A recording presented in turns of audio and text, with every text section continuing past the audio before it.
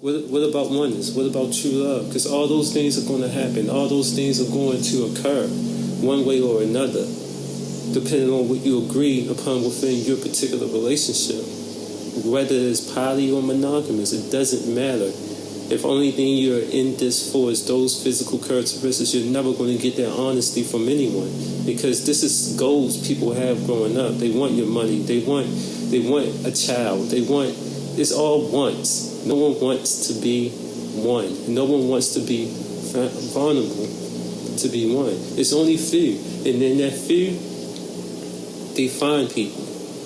Or they go through the same hardships. And they learn a lot of lessons about humanity. Because humanity only wants what they're told. It's sad. If the TV tell them those 3 things is all you need, and when you get them, you're still not happy, you're still cheating, you're still lying, you're still doing the same. Start questioning yourself, like, what is this even for? Because I'm still having the same problems, I'm still lying, I'm still going through the same issues, you know? So yeah, it's just a sad, sad thing. It's sad. And within this life, within this world, this is around 99% of humanity, to be honest with you. That 1% is what we seek. And we talk to people all the time, you know, and try to help people. And one thing that's consistent throughout all those battles, all those things, is that it's all physical. No one is really trying to connect. Be one, have soulmate or soulmates, wherever you want. However you want to describe it, at the end of the day, this is a spiritual connection. And that's why people don't be happy when they get all the things they want. I was talking to another person asking questions regarding their relationship. And they said, you know, I thought I would be happy. I said, what are the things you wanted in life? List them. You list wealth. I giggle. I say, you know, that's not going to make you happy. I can tell you that now. Because I'm looking at the things that I have, and I'm like, I'm not happy. What would make me happy is that my mind would be still here. So wealth doesn't bring anyone back. Wealth just makes you more comfortable. It doesn't make you happy. And that's where a lot of people fuck up at. They get wealth by selling their soul or whatever. You were saying that a lot of people don't even believe in oneness. They don't believe in the spirituality of it all. And I messed up everyone out there. And people don't believe in being vulnerable. It's so much arrogance. And they show it. You know, when you be sharing stuff and posting stuff, you already making yourself look less and less attractive to people of the Most High like that. It's like you're going to attract what you desire. You know, you're going to attract what you desire, and that could be a trap sometimes. And one thing that's a trap for people that's light workers, people that's from above, people that hear the race of vibration of the world. You know, the trap is media and everything that's having that imagery of certain things that's placed in our mind from the things that we see in everyday day-to-day society. It produces something. It produces a desire, whether consciously or unconsciously. You know, we start to want that desire consciously or unconsciously. Because a lot of people, we're not going around thinking what our thoughts are and why we thinking that thought and what that thought really is. Before we even go to the deep spirituality of that, you know, we just not even thinking about what a thought is in our mind and why would we do that. People, you know, as human beings, we just go with whatever thought. And that's what a lot of people promote. And that's how a lot of things get, how a lot of actions happen that was fucked up. And it's chaotic. You know, you can do fucked up shit with people if you don't have a conscience to say, hey, would you want that done to you? Time just to think. Yeah, simple just to pause. Think. about your thoughts, and about your thoughts that's going to produce an action. You know, there's this thing that, should I do that? Why am I thinking about even doing this? A lot of times, you'll come across somebody that may just do something, and they don't even know why they did it, but the thought was there. They didn't examine that thought. Because they don't believe in the spiritual, like you said. They don't.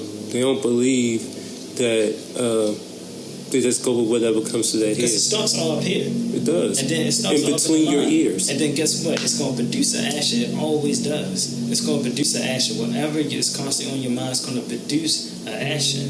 You know, and a lot of times people think so much, but they don't examine their thoughts. And we get examples of it. Like what thoughts are good and what thoughts are bad. Then you'll ask somebody, why would you think that it's okay? You hear that? Why would you think that it's okay? If you don't want it done to yourself. Yeah, it takes a person of a higher vibration to ask another individual of a lower class vibration, you know, just to call it what it is. You know, why would you think that it's okay? What made you do that? What thought was running through your mind to even do that? And a lot of times, and at times, I would say a lot, but every situation is different, but it flows within the same vibrational path. A lot of times people like, I don't know, or it was fine from my point of view, because they think just from an egocentric point. And it could be intelligent or unintelligent. But it's still egocentric. It's coming from that arrogance, that ego. That me, that I. 99% of humanity, they are not going to be one. It's impossible at times because we don't think about the next individual. A lot of times, you know, our thoughts, and we're just thinking from our perspective. And that's fine. That's but great. I am not looking for the 99%. That's great. I don't want that in my life. The 1%. I want the 1%. The 1%. I want the people that want to be one. The 1%. One. The 1%. If you can't be one with me, no matter what my relationship preference is, we ain't going nowhere. It could be just me and you, or me and her, me, you, and her. It's going nowhere. If you can't be one with me, because I'm going to look at you like I can give you everything you want.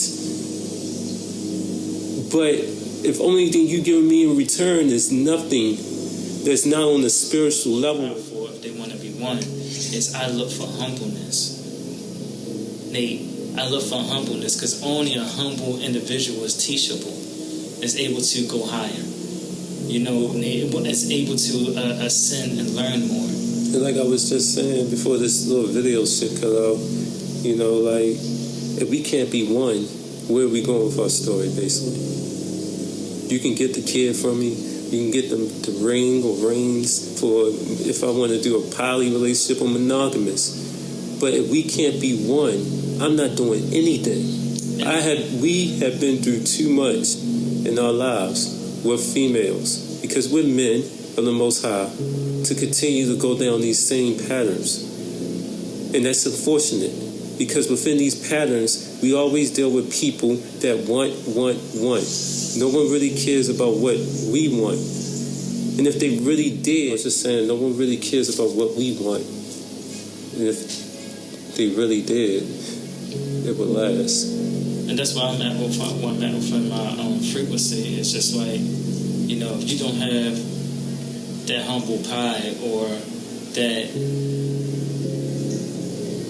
willingness to surrender yourself, in a sense, to surrender your ego, and to really, because people need how you become one, they probably don't even know that it's not sex, it's not money, it's not just living together, it's really sharing each other's mind. Yeah, it's really sharing each other's mind. And the mind is what?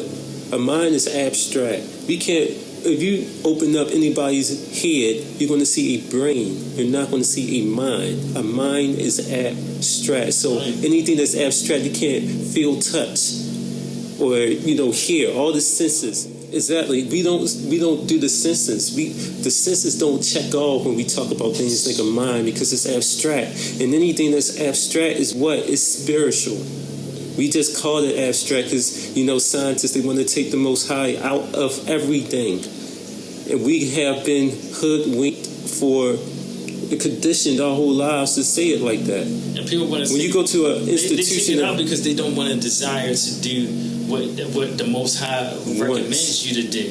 They don't want to be one with that. They want the opportunity to do. They don't want to give you all the information. And basically, because when you take spirituality out of it, you just start at mentality, emotions, and physicality.